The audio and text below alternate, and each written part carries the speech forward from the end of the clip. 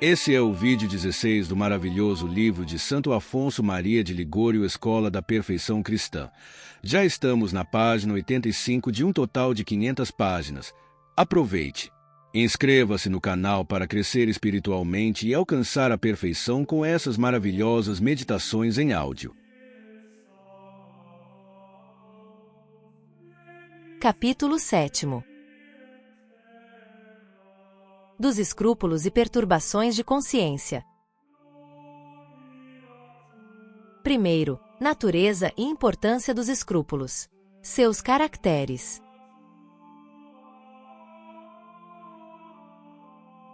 Sob a palavra escrúpulo, entende-se um vão temor, proveniente de apreensões errôneas e motivadas de se querer pecar ou de se ter pecado.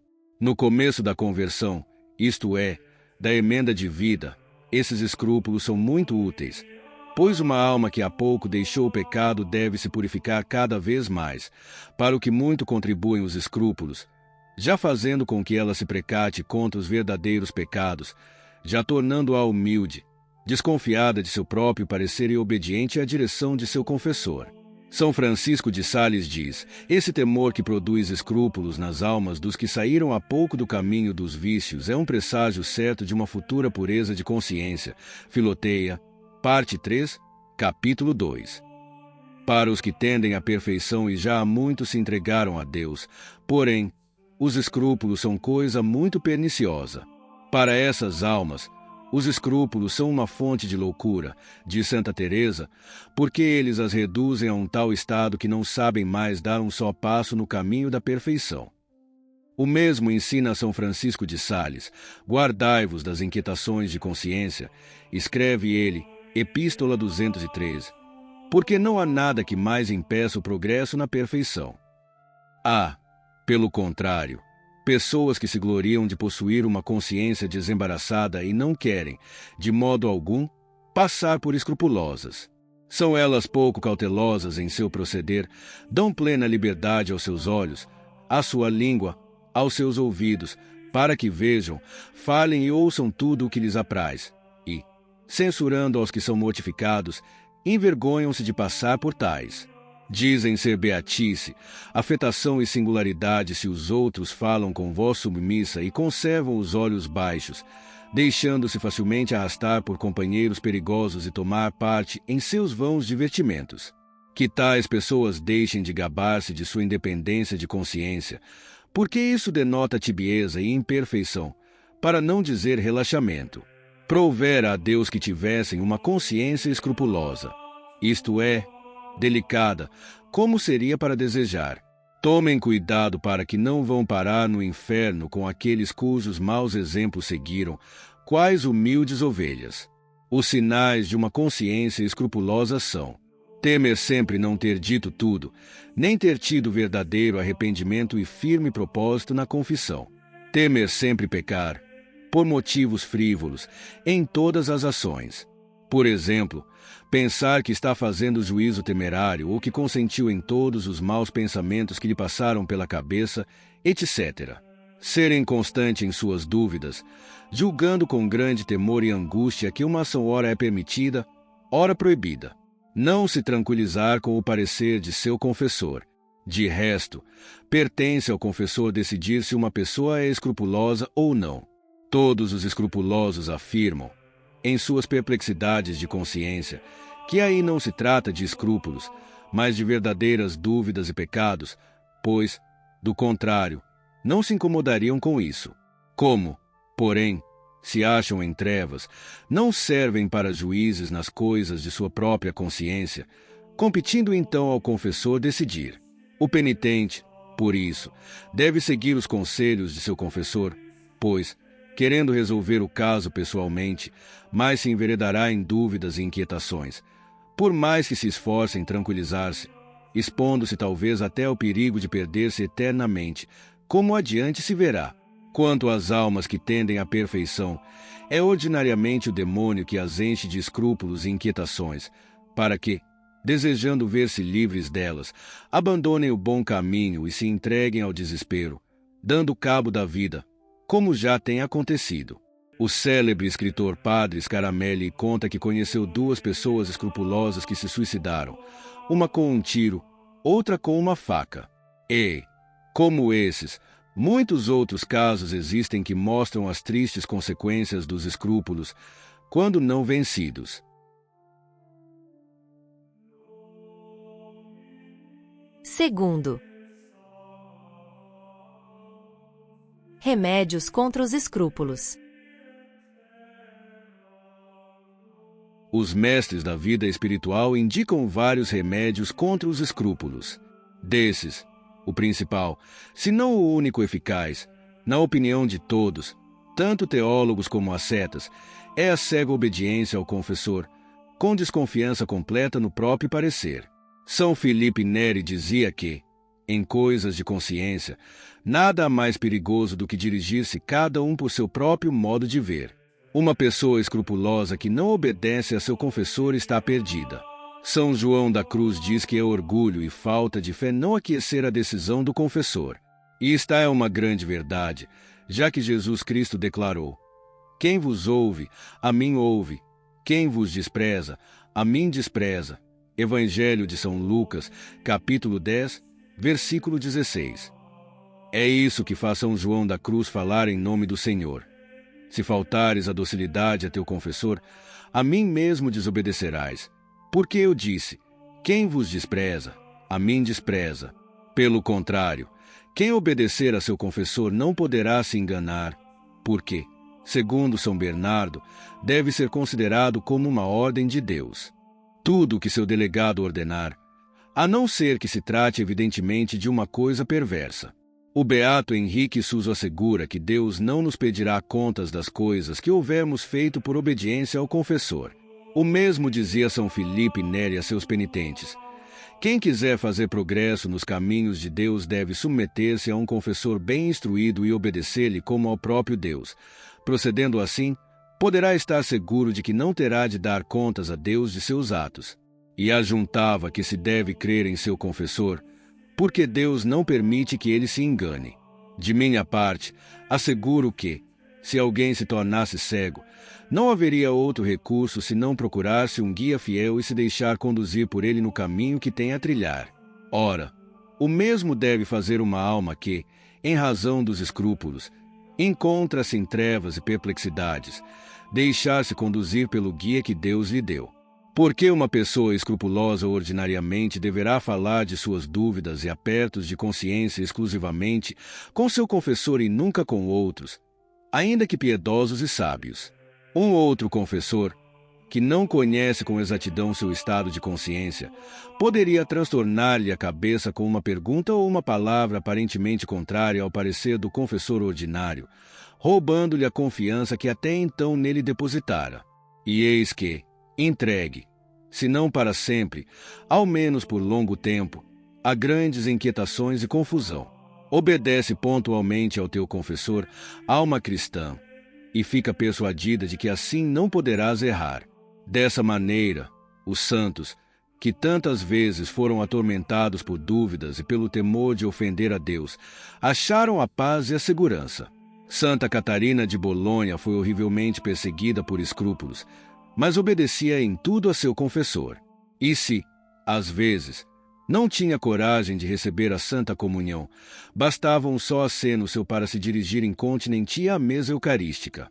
Para movê-la a maior obediência ainda, Nosso Senhor apareceu-lhe um dia e disse-lhe que tivesse confiança, pois sua obediência muito satisfazia. Também a beata Estefânia de Sonsino apareceu Jesus e disse-lhe: por que depuseste tua vontade nas mãos de teu confessor, que ocupa meu lugar na terra? Ser-te-á concedida toda a graça que pedires. Ao que respondeu Estefânia: Senhor, não desejo senão a vós mesmo. São Inácio de Loyola, no princípio de sua conversão, foi muito atormentado por escrúpulos e trevas, não podendo encontrar sossego. Tendo, porém, uma grande fé nas palavras do Senhor, contidas no Evangelho de São Lucas, capítulo 10, versículo 16. Quem vos escuta, a mim escuta, disse, cheio de confiança, mostrai-me, Senhor, o caminho que devo trilhar. Se me derdes por guia um cão, Segui-lo-ei fielmente, vô-lo prometo. Ele obedecia cegamente a seu diretor espiritual, e com isso não só ficou livre dos escrúpulos, como também tornou-se um guia e diretor excelente para os outros. Quando Jesus Cristo vier uma vez para te julgar, alma cristã, e te pedir contas do que fizeste em obediência a teu confessor, dize-lhe resolutamente: Senhor, assim pratiquei para obedecer a vosso servo, como me impusestes. Se puderes responder dessa maneira, não. Há razão de temer ser condenada, pois, suposto que o confessor tenha errado, diz o padre Alvarez, o penitente não errou obedecendo e procedeu corretamente. Eu não sou, porém, escrupuloso, dir-me-as tu, meus temores são fundados e não frívolos. Respondo-te, nenhum louco se tem em conta de louco, visto que a loucura consiste precisamente em não se reconhecer com irracionalmente se procede. Assim também és escrupuloso justamente porque não vês a futilidade de teus escrúpulos, como te afirma o confessor. Se reconhecesses que são meras apreensões, não farias caso delas e não sérias escrupuloso. Tranquiliza-te, pois, e faz o que te diz o confessor, que conhece perfeitamente a tua consciência. Mais réplicas. O confessor, realmente, é prudente e bom, mas eu é que não sei expor o miserável estado da minha alma. Ora, tudo te causa escrúpulo, menos o teres teu diretor em conta de um ignorante ou sacrílego. Explico-me mais claramente. Se te confessares de tuas dúvidas a respeito de pecados graves, como dizes, o confessor estava obrigado a dirigir-te as perguntas necessárias para poder dar seu juízo quanto às tuas dúvidas. Se ele, em vez disso, te impôs que as desprezasses como escrúpulos vãos, sem motivo, então ele o fez ou por ignorância ou por negligência sacrílega. Assim julgas de fato, e a temeridade de teu modo de ver não te causa escrúpulo. A todas as pessoas que ousam criticar a decisão de seus confessores deveriam ser dirigidas as palavras que o sábio bispo de Gubbio, Seperelli, dirigiu a uma freira escrupulosa. Havendo ela acusado seu diretor de heresia por lhe ter dito que seus pretensos pecados não eram verdadeiros pecados, respondeu-lhe o bispo: Dize-me, filha, em que universidade estudaste teologia? Pois que pretendes saber mais que teu confessor. Cuida diligentemente de tua costura e não te ocupes mais com tais tolices. Não quero dar-te a mesma resposta, alma cristã, mas aconselho-te a aceitar tranquilamente o que te diz o confessor. Basta expores uma só vez as tuas dúvidas. Se ele te disser, agora chega, não quero saber mais de tais coisas, faze o que te mando e vai comungar. Então deves obedecer sem pensar em nada mais e ter por certo que já entendeu suficientemente. Não duvides da retidão de sua decisão. Entrega-te à sua direção sem replicar nem querer saber as suas razões, porque, se quiseres saber os motivos que o levaram a dizer-te o que te aconselhou, só ficarás mais perplexa. Obedece, portanto, cegamente, isto é, sem pretender descobrir o como e o porquê. Não te ponhas a refletir longamente sobre o que te ordenou. Os escrúpulos são como o pez, que mais pega quanto mais se lida com ele. Quanto mais refletires, tanto mais confusa ficarás. Contenta-te com o andar nas trevas, recordando-te das máximas de São Francisco de Sales. É preciso dar-se por satisfeito sabendo-se do diretor que se anda bem, sem querer ter disso evidentes provas e percepção. O mesmo santo diz outra vez, o melhor é andar como cego, nas trevas, com o auxílio da divina providência, e em união com ela suportar as cruzes, as desolações e outras adversidades da vida presente. Uma outra máxima do mesmo santo, própria, para tranquilizar-te por completo, é que nunca se perdeu uma pessoa verdadeiramente obediente. Deves ter sempre diante dos olhos alma cristã, que, obedecendo a teu confessor, obedecerás a Deus mesmo. Esforça-te, pois, por obedecer sem te importares com teus escrúpulos e persuade-te de que não poderás trilhar o caminho reto se não obedeceres. Não digas, pois, se eu me condenar por causa da obediência, ninguém me tirará do inferno. Quem obedece nunca se perderá, porque a obediência é o caminho mais reto e seguro para o céu e não pode conduzir pessoa alguma para o inferno. Terceiro. Dos escrúpulos mais comuns. Ordinariamente, as almas timoratas são atormentadas por duas espécies principais de escrúpulos. Uma, que se refere ao passado, provém do temor de não haverem feito uma boa confissão. A outra, que diz respeito ao presente, consiste no receio de pecar em todas as ações que praticam. Número 1. Quanto à primeira espécie, esperam encontrar a paz fazendo e renovando muitas vezes suas confissões gerais. Que acontece, porém? Isso piora cada vez mais o seu estado, pois cada uma dessas confissões desperta nelas novos receios de não se terem acusado claramente e mesmo de terem se esquecido de certos pecados. E, por isso, quanto mais confissões gerais fazem, mais perturbadas ficam. A confissão geral, sem dúvida alguma, é coisa de suma utilidade para os que ainda não a fizeram. Muito auxilia a alma se humilhar à vista das desordens de sua vida passada, que, apresentando-se assim, todas de uma vez ao seu espírito, movem-na a uma contrição mais viva de sua ingratidão e a propósitos mais firmes para o futuro. A confissão geral também facilita ao confessor um conhecimento mais exato do estado de consciência de seu penitente, das virtudes que lhe faltam, das paixões e vícios a que mais se inclina e põe-no em estado de aplicar os remédios mais convenientes e dar os conselhos mais apropriados. Feita, porém, uma vez a confissão geral, não é conveniente, geralmente falando, renová-la, e, sobrevindo uma dúvida, não se está ordinariamente obrigado a relatá-la, a não ser que se esteja certo de se tratar de um pecado mortal ainda não acusado em confissões passadas. E se meu pecado foi realmente mortal e eu não o confessei, poderei salvar-me mesmo assim? Pergunta. Sim, pois todos os teólogos, com São Tomás, afirmam que, se, depois de sério exame de consciência, deixar algum pecado mortal por esquecimento, fica ele perdoado indiretamente. É verdade que, se alguém se recordar que ainda o não confessou, ou se tiver uma dúvida razoável sobre sua declaração, está obrigado a submetê-lo à confissão.